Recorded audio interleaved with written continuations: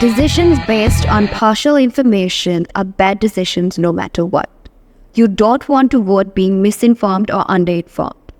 That's why we encourage you to be well informed before you cast your vote at the upcoming presidential election. Alright, so we're breaking down everything you need to know about Sri Lanka's upcoming presidential election. We'll cover the qualifications for the top candidates. We'll explore the key policies from the leading contenders. And we'll also explain how you can participate on election day itself. It's crucial to be well informed about all of these aspects, right?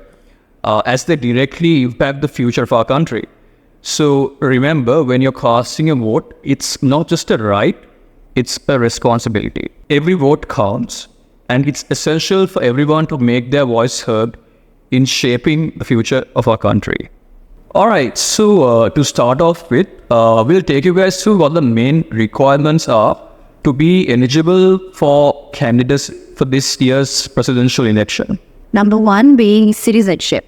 The candidate must be a citizen of Sri Lanka, and if you have acquired citizenship in another country, it must be renounced before being nominated for presidency, which is a similar situation which happened to former President Mr. Gotabaya Rajapaksa, who had to renounce his US citizenship before running for the 2019 presidential election. Alright, so number 2 is, of course, age. And it's very straightforward. The candidate must be at least 35 years old to be eligible to apply for presidency. And so if you take Nama Rajapaksa, he's one of the youngest candidates this time. And right now he's 38 years old. Number 3, eligibility for parliament. So the candidate must be qualified to be elected as a member of parliament, but that does not necessarily mean that he has to be a member of parliament. Right, so what this implies is the candidate should not be disqualified under any criteria that would prevent them from being elected as an MP. Term. A person can serve as president for no more than 2-year terms. However, the 20th Amendment to the Constitution passed in 2020 removed this previous 2-term limit, allowing a person to be elected president multiple times. Coming in last but not least, crime and punishment. A person will be disqualified from running for president if they have been convicted of a serious crime, sentenced to over 2 years in prison or fined for more than 2,000 Sri Lankan rupees. However, a presidential pardon can restore eligibility. For example, Sarath Fonseca became eligible to run for office after receiving a full presidential pardon in 2010.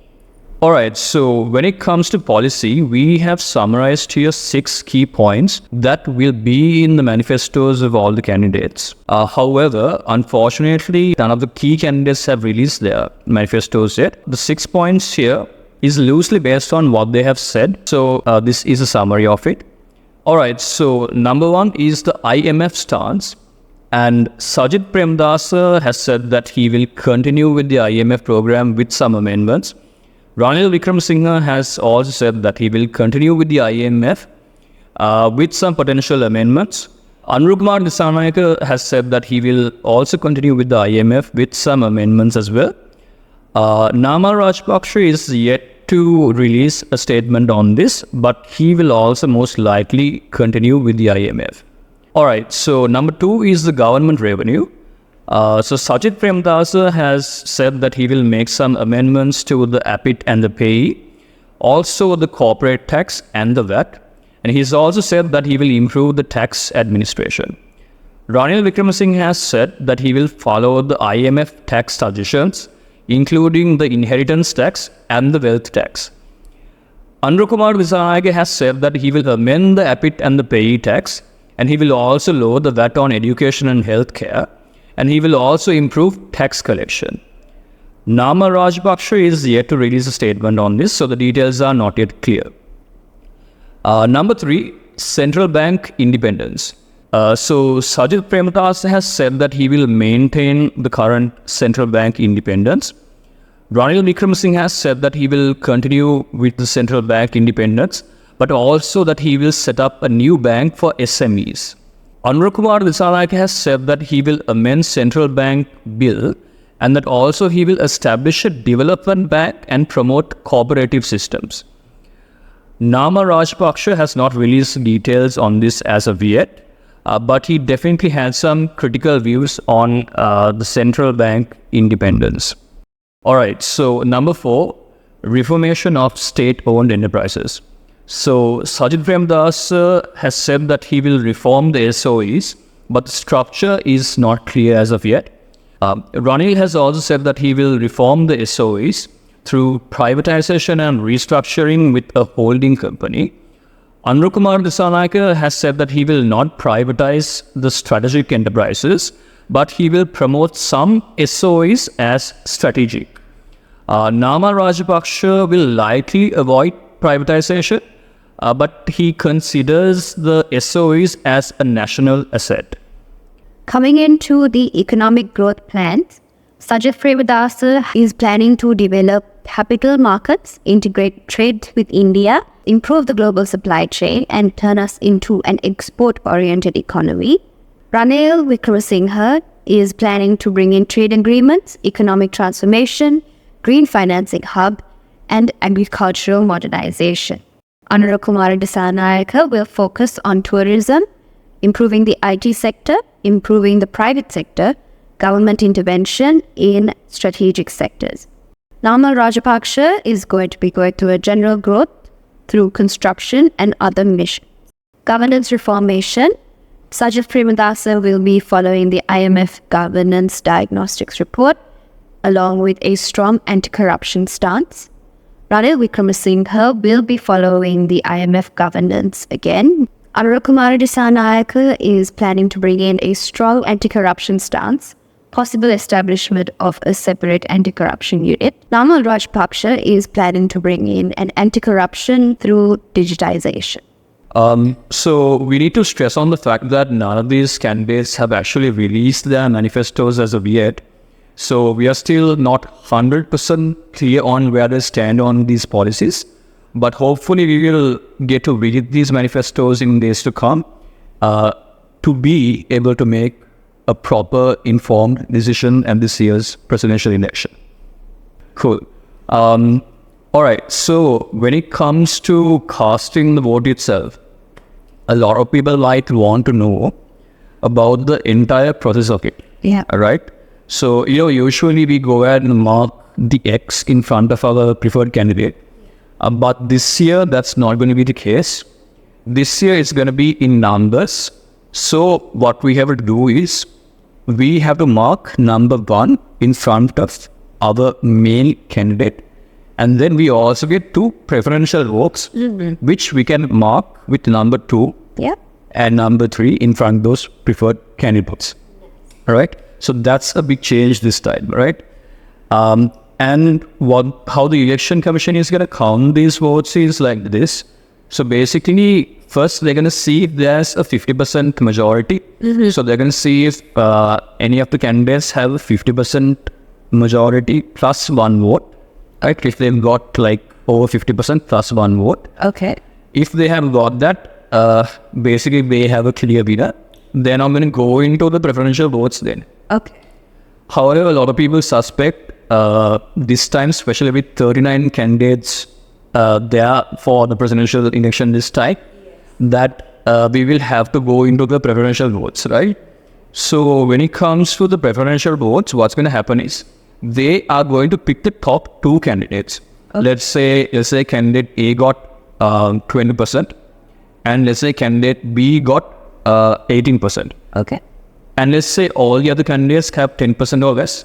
They are only gonna get candidate A and candidate B and consider the preferential votes that only those 2 candidates have got. So they're gonna go into all the districts and collect all the preferential votes as step number 2 for just those 2 top candidates. And then they're gonna add that into their votes. And then they're gonna see who has got the most number of votes. So that's how the voting system is going to happen by the election commission this time. So, when it comes to the budget, I think the election commission has forever been asking the government for the budget. And finally have the money for it. Finally, they have the money for it. So I think they have confirmed that they have received the necessary funds of 10 billion rupees. And it's already in the bank to make the necessary arrangements. All right, so the other new thing this year is they are going to limit the amount that a candidate can spend on the election campaign, right? Again, that's the first time in Sri Lanka. So the cap or the maximum amount that a candidate can spend has not been decided as of yet. But they're going to have some meetings with all the candidates. The Election Commission is going to have some meetings with all the candidates in the days to come to decide what that limit is going to be. And also, as was done before, as per our constitution, before 48 hours of the election, all the candidates have to stop their promotions. Whether it's through leaflets, posters, BTL, ATL, and especially social media. Like a lot of people might not know this.